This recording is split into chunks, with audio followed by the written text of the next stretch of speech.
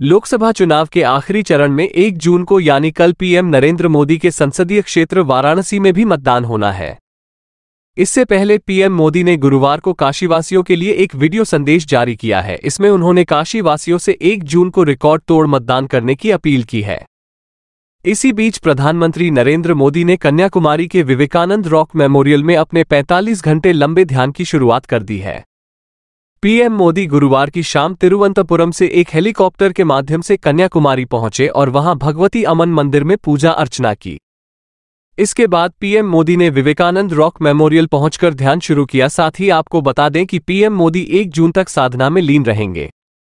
आपको बता दें कि प्रधानमंत्री नरेंद्र मोदी द्वारा कन्याकुमारी में 45 घंटे की ध्यान साधना शुरू किए जाने पर विपक्ष के नेताओं ने तंज कसना शुरू कर दिया है। सपा अध्यक्ष अखिलेश यादव, राजद नेता तेजस्वी यादव और बंगाल की मुख्यमंत्री ममता बनर्जी ने भी इसे प्रचार पाने का तरीका करार दिया।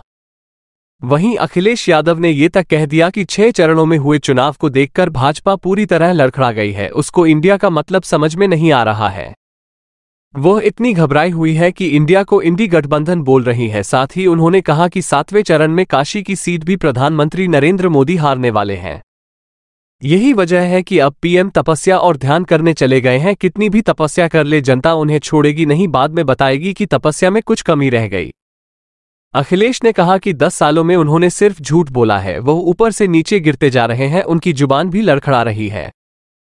वहीं बिहार के पूर्व उपमुख्यमंत्री और राजद नेता तेजस्वी यादव ने कहा कि प्रधानमंत्री ध्यान लगाने नहीं बल्कि फोटो खिंचवाने और फिल्म बनवाने जा रहे हैं। पिछली बार गुफा में बैठकर फोटो खिंचवा रहे थे। मोदी जी से आग्रह है कि ध्यान लगाने जा रहे हैं तो ध्यान में बाधा उत्पन्न करने वाली चीजें साथ में ना लेकर जाएं, ध्यान बांटने वाली चीजों से परहेज करें और कैमरे वगैरह पर रोक लगाएं।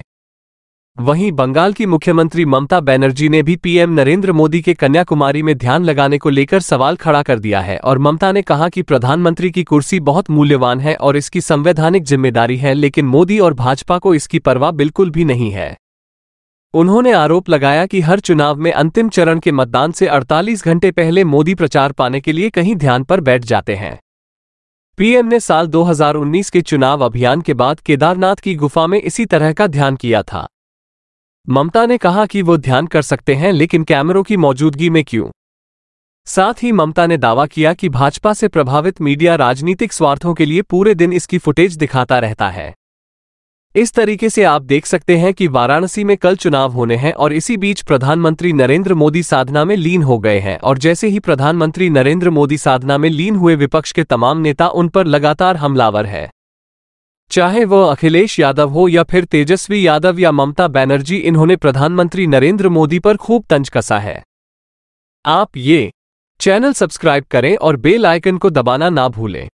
बाकी की खबरों के लिए देखते रहिए खबरवाला 24 न्यूज़।